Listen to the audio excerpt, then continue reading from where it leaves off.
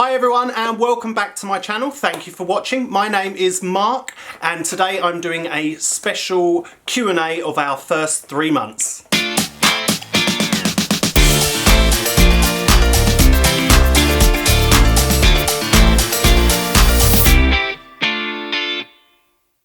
So over the last few weeks I've been asking you guys who have been watching the videos to chuck in some questions for a special Q&A session to look at our first 3 months as parents. So I've got a whole bunch of questions and I'm just going to dive right in. The first person actually has asked quite a few questions, so big thank you to Vicky Brown. The first question she asked was, how are you coping with being a stay-at-home dad? My brain says I'm not, if I'm honest. No, you just do. I'll be honest, I don't know how I'm doing it. I just am. It's fine. There are days when I don't feel so great, and then there's days when everything goes absolutely swimmingly well. So being a stay-at-home dad, ultimately, I'm loving it because I get to spend so much time with Sophie. I get to watch all the little differences day by day. She's just recently, as I've mentioned in my daddy diary, she's just recently started to really giggle and laugh properly, which is like the best tonic for anything in the world. It doesn't matter what she's done the rest of the day. Once she starts laughing and giggling, I feel great as a dad, so I'm coping just fine. The next question from Vicky was, would you and Marc want another little one in the future? If so, would you want Lisa to carry your baby? Well, I can answer that 100% yes. We would absolutely love for Lisa to carry if we were to go again. However, science and biology might not be on our side. Obviously, if you've been watching Lisa's videos, you'll know that Sophie was actually her 6th baby, her 3rd surrogacy journey. And there are certainly medical things that might get in the way. That said, Lisa has said if she was cleared and if her family were okay with it, and a few other caveats that I'm not going to get into, then she would. If not, if she couldn't actually carry for us herself, she has also said that she would donate eggs so that we could look at doing IVF with a different surrogate, so it would still have that genetic link. At the moment, to be honest, we're just happy being dads to just Sophie and sort of taking each day as it comes. I can't really think that far ahead to whether or not that there would be a sibling. I think it would be nice at some point, but at the moment we're just really enjoying where we're at. So who knows? She also asked, have you managed to get into a routine?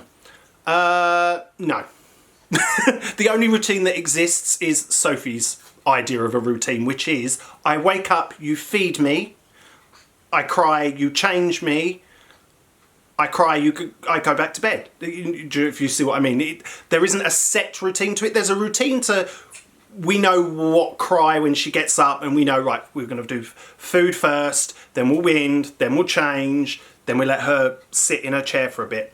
In that sense, but in terms of timings, it can happen at any time. Generally speaking, overnight is the only time that there's a routine, and she normally wakes up about 2 o'clock in the morning. But then every single time I say that in a video, that night, she does something completely different. So I'm going to keep going on about, oh yeah, she slept through or she didn't sleep through, because she always does it differently anyway. So no, there isn't really a routine, but it's not for want of trying. And Vicky's final question was, what are your plans for Christmas? Are you guys staying at home, the 3 of you, or spending it with family? Well, we have our own little tradition anyway over the last few years that I do the Christmas cooking, and we normally have my mum and dad come over. Now, I should note that Marc's family don't actually celebrate Christmas, so we kind of get it easy in that sense that we only have to have one half of the family on Christmas Day. Obviously, we only live in a flat, so it's quite small. So that makes things a little bit easier. And then obviously, because now we have Sophie, we will definitely not be going out on Christmas Day. But again, my mum and my dad are going to be coming up, and I'll be cooking Christmas dinner and juggling Sophie. That should be fun. No, I think Marc will be in charge. He's going to be looking after Sophie while I try and do all the Christmas cooking and things like that. And probably, I'm sure Nanny will be roped in as well, because, yeah, that's what she does. The next question comes, and now I apologise if I say the name, Lailit. Do you ever feel like one day you've got it all figured out, then the next day you feel like you know nothing about your child and her needs and her routine? Yep. but it's not daily, it's hourly. If I'm honest, like I'll go from 1 hour to the next thinking, oh, I've got this is all good, I'm doing a great job, to what the hell am I doing? Why won't the ground swallow me up whole? Can I cry now, please? It changes. To be fair, the last couple of weeks have been particularly good. We've had 1 or 2 really sort of stressful days or odd days, but in general, it's all been fine. The next set of questions came from It's a Vlog's Life. Now, these ones were actually written and aimed at my husband, Marc. Now, I've mentioned previously in videos, he really doesn't like being on camera, but he did at least answer the questions for me. So I'm going to just read his answers. The first question was, how has he found the last 3 months adjusting to fatherhood? And he actually said, it hasn't really been an adjustment. It has changed my mindset about everyday life, such as driving to and from work. Sitting in traffic used to irritate him, but now it makes him think that some poor person might not be getting home to their family. Or it's changed his perspective of situations because he always thinks of everything through the lens of family. So I don't know if that answers your question at all, because it's not really talking about the adjustment, but he has said several times that it's changed how he thinks about just everyday life, really. The next question was, has he found it hard leaving you both at home when he went back to work? Which they have acknowledged is kind of a stupid question, lol. I'm sure they already know the answer. And of course he said, yes, it's been really terrible and really difficult at times. The first 3 weeks where he was at home and it was amazing and he really enjoyed it. Most of the time he just wants to be at home with his little family, so it can be quite heartbreaking in the mornings getting up and going to work. I know from what we've spoken about, he does struggle with that, particularly on well, it's not even on particular days. Like, I know he recently had a birthday and that really upset him, that he was having to get up and go to work on his birthday, which we all do. Like, year on year, most of us do that. You can probably hear her in the background. She's so cute at the moment. She keeps making loads of noises. Don't worry, she's not on her own. So yeah, it has been a bit of a struggle for him, but he's getting there. And then the final question from It's a Vlog's Life was, what made you decide for him to return and you to stay at home with Sophie? Quite bluntly, finance. It was just came down to who had the biggest pay packet, whose salary could we afford to lose, which it's always going to be the person who earned the less. I'll put my hands up to that one. I earn less, so I stay at home. Okay, so the next question was from Millie Moppy, and she asked, what is the best newborn product or item that you've bought, and have there been any that you've purchased and not rated? I can tell you absolutely the thing that we could not do without and have never looked back on when we bought it was the Tommy Tippy Closer to Nature bottle prep machine. That thing has been an absolute godsend when you're doing the night feeds or even during the day. You haven't got to worry about the temperature or any of that. You set it to how many ounces of milk you need. You press the button, it gives you the hot water, you put your powder in, shake it up, put it back on, press the button and get done. So it takes away a lot of that problem. I only know how complicated it or how much more difficult it was for other parents. From obviously speaking to my own mum, she's told me that it was quite a nightmare because you would literally have to boil up the water and then wait for it to cool down again. So that was a bit of a pain. The other thing that we got, and this was actually, it was a gift, we didn't buy it ourselves, but I'm so glad we have it, and that is Ewan the Dream Sheep, because she obviously likes to have a little bit of noise when she goes to sleep, and Ewan is incredibly good at getting her off to sleep, whether we use the music setting or the rain cloud setting, or even if there's one, I think it kind of sounds like traffic. I don't know what it's supposed to sound like, but it really does work. It helps get her off to sleep. So those two are, as far as I'm concerned, must-haves for parenting. I don't know how we'd cope without either of them. In terms of things that we've not rated, I don't think that we've actually bought anything that's not come in handy in one way or another. I think we went a bit nuts with things like toys, like rattles, and we've got like a seat that she can sit in, like a bouncer. And we've also got one of those play mats. And at this point, she still isn't really using them that much. I don't think they were a waste of money. We haven't really had an opportunity to use them as much at this point. The next question comes from Lesley Johnson. How different is the reality of having Sophie to what you imagined having a baby would be like? And would you like to have another baby in the future? Well, I can answer the second half because I already mentioned that before. How different is the reality? In all honesty, we've both spoken about it, and not that different, if I'm honest, because in the run-up to us having Sophie, and I have spoken about this before, people have this tendency, whether they're parents or not, to exaggerate to the nth degree what it's going to be like being a parent. Oh, you're never going to sleep. Oh, she's going to be so fussy with it. They tend to push towards this kind of really extreme negative. So after 9 months of hearing that was kind of what I was setting myself up for. That was my expectation, almost. The reality of it was actually that it wasn't anywhere near as bad in certain ways as people make out. Certain ways, yes, there has been elements that it's as bad as people make out. But again, I was already expecting it. So the expectation versus reality isn't really a thing for us. That is certainly something I would bear in mind for the future for other people, is to not fall into that trope of always telling the worst stories, because it's not always as bad as that. Don't get me wrong, there have been really tough times that I hadn't necessarily foreseen or I hadn't imagined. Maybe in some ways, yes, it is harder than I originally pictured it.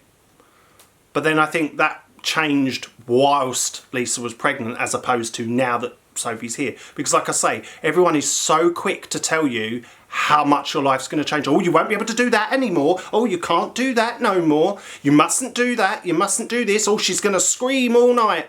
For instance, I've mentioned it before about bath time. You know, my mum was like, oh, she's probably going to really scream at you. And she kind of surprised us all because she didn't. And that's what I mean when people tell you all these stories that, yeah, they might happen, but actually they might not either. So try not to let your expectations be dictated by others, because that's probably what I did. I allowed those expectations to be dictated, if that makes sense. Maybe. The next question was from Night Wanderer. How is Sophie doing with her sound sensitivity, and is it getting any better? Loads better. She doesn't seem to react. She'll still react to noise, obviously, but she doesn't go into a complete and utter screaming abdab fit when there's a slightly loud bang in the room. So much better. Thank you. So the next question comes from Linda Muir, and I apologise now if I've said your name wrong. What has been the most unexpected part of parenthood for you and your husband? To be honest, I wouldn't say anything in particular has been unexpected as such, because we had 9 months of people telling us the absolute worst horror stories. So it wasn't unexpected that we were going to have to deal with those sort of things. I think, if I'm truly honest, the thing that was most unexpected was how instantaneous it was. The second. I already loved her in a way before she got here, but the minute I actually saw her, so bearing in mind we knew she was already born a good hour and a half before we finally got to meet her, it was that moment when I actually saw her and I felt a change. I felt this unimaginable love that you can't really explain it. And so I can sit here till I'm blue in the face and try and tell you what that feels like. And unless you've actually been through it, or are in it, should I say, or unless you're actually a parent, no amount of words can truly explain how it feels and the way it changes your world. So, of course, that was unexpected, because it is completely and utterly life-changing, world-changing, universe-changing in my own little universe, if that makes sense. And then the final question comes from Sharon Johnson. Now that you've become daddies, if you were to go through all of this again, would you do anything different from start to finish? Now, I sat down with Marc last night to have a chat about this because I couldn't really think of anything myself, and then he couldn't think of anything either. For the most part, you know, everything has gone exactly how we expected it to.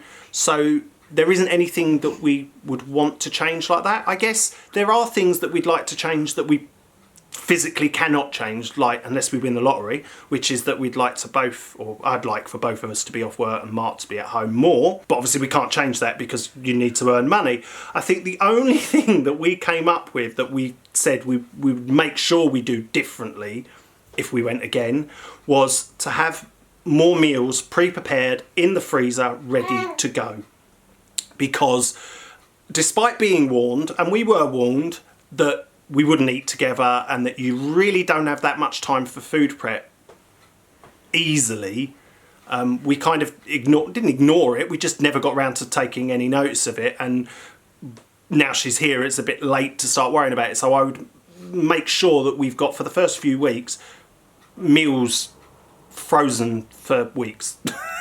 Just make sure everything's prepped in advance, and maybe putting a bit more time aside for that, especially while we were both off work, because obviously now Marc's back at work, it's become infinitely more difficult to do things like getting dinner ready, because obviously I have a little 12-week-old who is very demanding, very needy, very smiley, very happy, and always making noise and always requiring attention. So if I have to decide between cooking dinner or taking care of her, she kind of trumps, she wins every time. So see what I mean? I think that would be my key. Prepare food and things like that as much in advance as you possibly can. If you've got freezer space, I would love to have one of those great big larder freezers, and I would just make up meals for about 5 months, so I never have to worry about cooking. I just shove it in the oven and be done with it. That is all the questions that were sent in, so a massive thank you to all of the people that took the time to watch the videos and put in the questions. I really appreciate it. Of course, thank you for watching all of my videos anyway. For those of you that didn't maybe put in a question, I will do another Q&A, and I'll probably do that around about the 6th month period, so then we'll see how things have changed. But for now, all I can say really is thank you so much for watching. If you've enjoyed the video, please hit that subscribe button and get those subscriber numbers up, and I will see you next time. Thanks, bye.